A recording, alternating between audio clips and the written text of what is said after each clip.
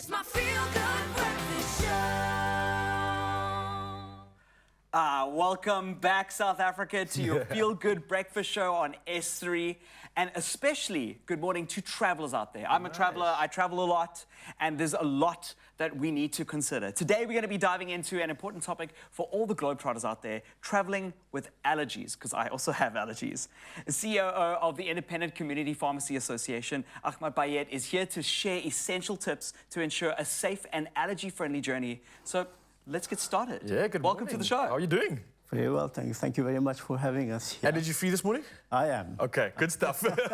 Look, not many people can say yes to that, and especially those that are traveling. And I want to dive straight into it. For those that are potentially planning travel, journeys, destinations, you name it, there's a lot that's going to be happening now in spring.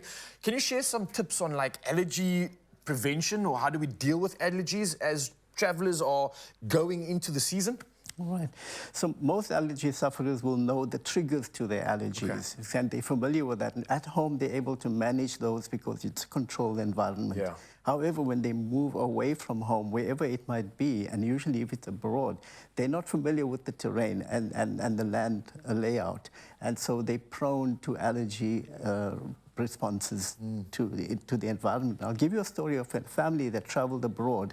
The mother was asthmatic and she was allergic, went abroad, on holiday, staying in a hotel, went to the restaurant for a meal. She was allergic to shellfish. Nobody in the group ordered any seafoods. An hour after they had had the meal, she had an attack.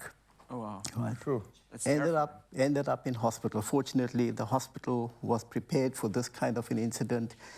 Went to hospital, in ICU, etc., etc. And 2 days later, she was discharged. She's fine, thank goodness, right?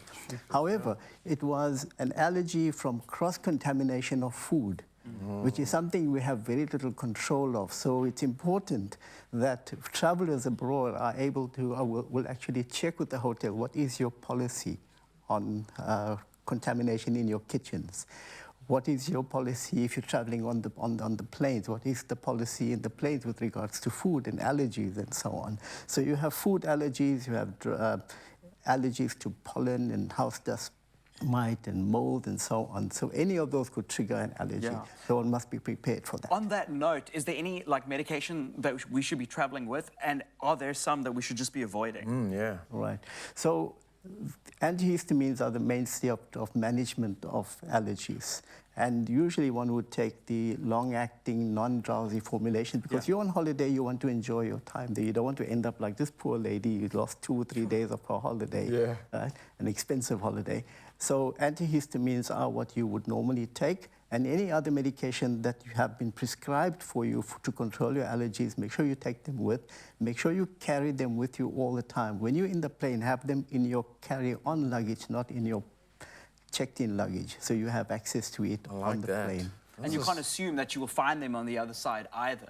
Correct. So maybe then, to eliminate that assumption, I would ask you this question. Are there any sort of like over-the-counter sort of allergy medications that we could possibly include as a backup when we are traveling, knowing that we might not be able to get it anywhere else, or we are going to go to a remote location, somewhere where there's no access to it? What could you possibly suggest? Is there something in that option?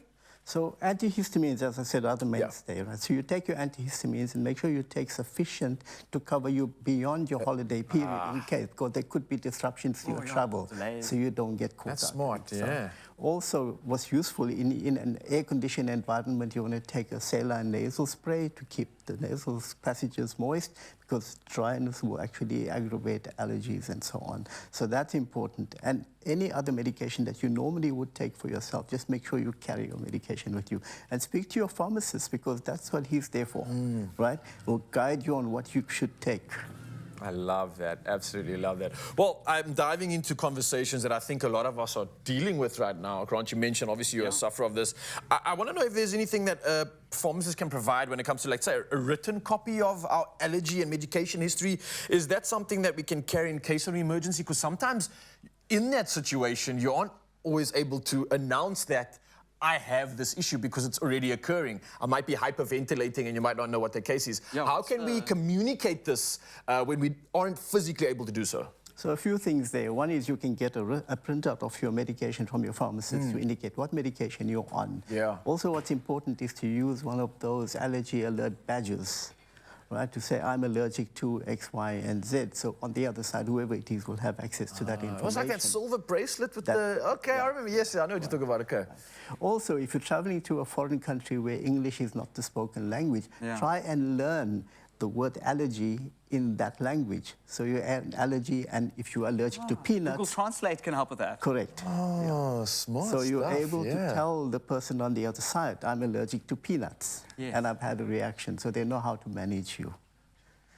This is brilliant. Ahmed, thank you so much for coming through. These are exceptional travel tips. This is very important. Yeah. And it's something as a traveler myself that you have to take into consideration in all your planning, because it can, in some instances, be life or death, which is extremely important. So Pharmacy Month may be coming to an end, but that doesn't mean we should stop celebrating and appreciating our pharmacists. Oh, yeah. And remember to talk to your pharmacist because they're available to help you with sound advice. Now, on top of this, things are getting exciting. You stand the chance to win 5,000 Rand in cash, and that's happening this week. So simply tell us about a time when Allergies ruined a special moment or event for you. Don't forget to include the hashtag CETICIT in your entry on our Facebook, Twitter, and Instagram competition post. And remember, the competition closes Monday, the 2nd of October at midnight. Your T's and C's can be found on expressoshow.com. With that, I wish you nothing but good luck, good travel, and an allergy-free good time.